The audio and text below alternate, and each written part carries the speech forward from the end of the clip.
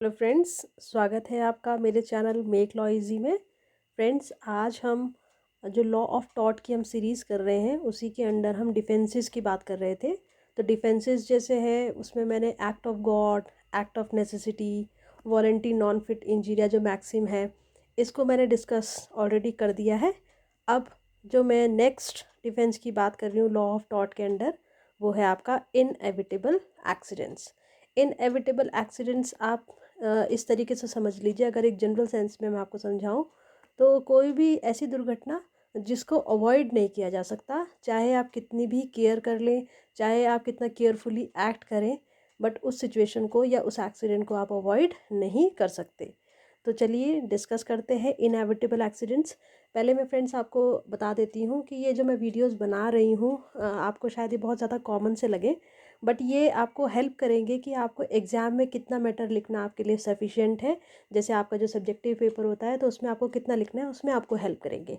ठीक है ना? तो चलिए स्टार्ट करते हैं। Inevitable accidents: if a person does a legal act with reasonable care and another person is injured, which causes which occurs in the circumstances which cannot be avoided, then no action can be brought against him. तो जैसे कि मैंने आपको बताया कि मान लीजिए कि कोई पर्सन है, कोई भी पर्सन है जो कोई लीगल एक्ट करता है, मतलब ऐसा कोई एक्ट जो कि एक तरीके से लीगल है, लॉफुल एक्ट है। ठीक है ना? और उस एक्ट को परफॉर्म करते हुए वो रीज़नेबल केयर, मतलब जितनी सावधानी ज़रूरत है उतनी सावधानी को बरतता भी है। ठीक है ना?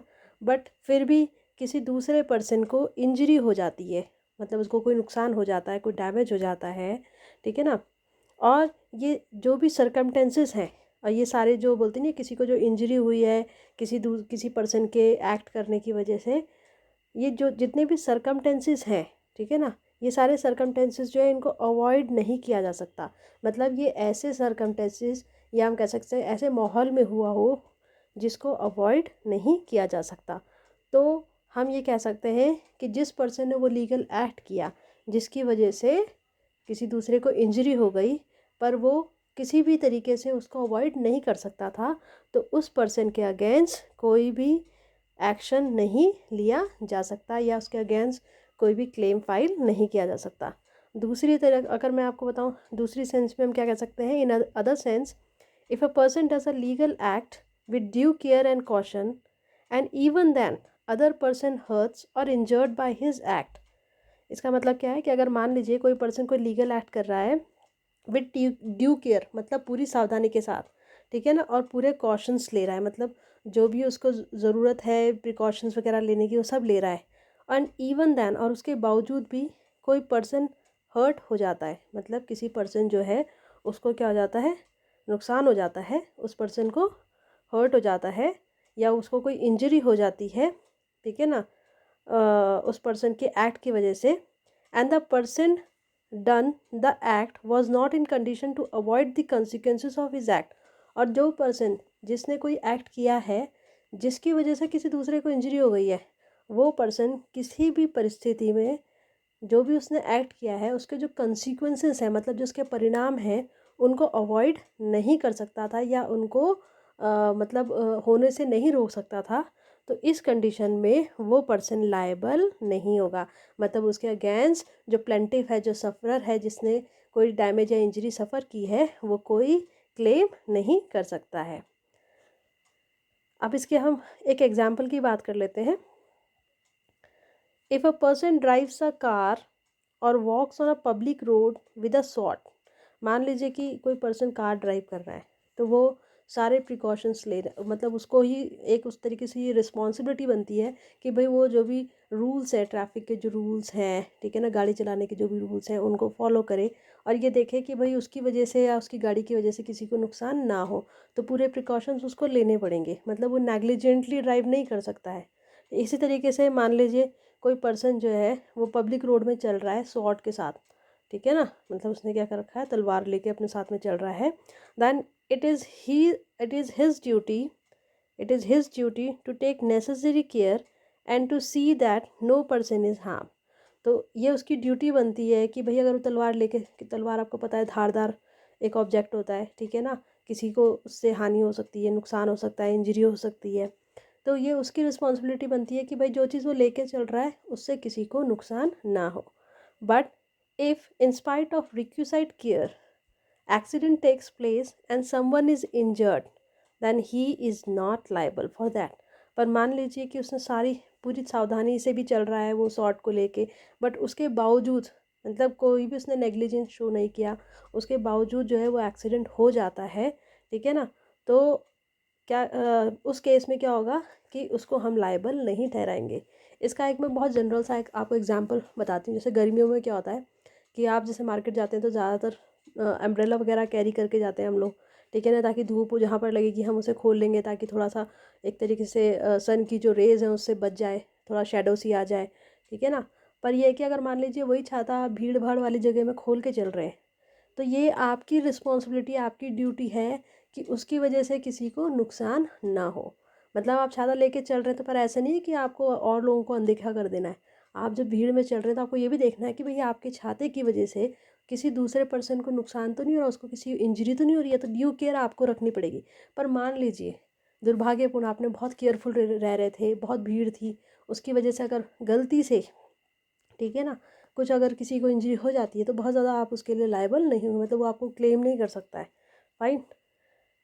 अब नेक्स्ट पे चलते हैं। नेक्स्ट पॉइंट क्या है? Here law experts here law expects that every person should take special care in special circumstances.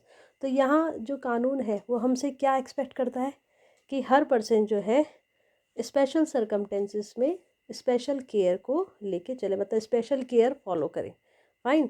And even then if some accident happens which can not be avoided even after due care, then the person will not be liable. तो यहाँ पर इन्होंने general sense में बता दिया कि कानून हमसे ये चाहता है कि हम जो है स्पेशल सर्कमटेंसेस में स्पेशल केयर करें, ठीक है ना।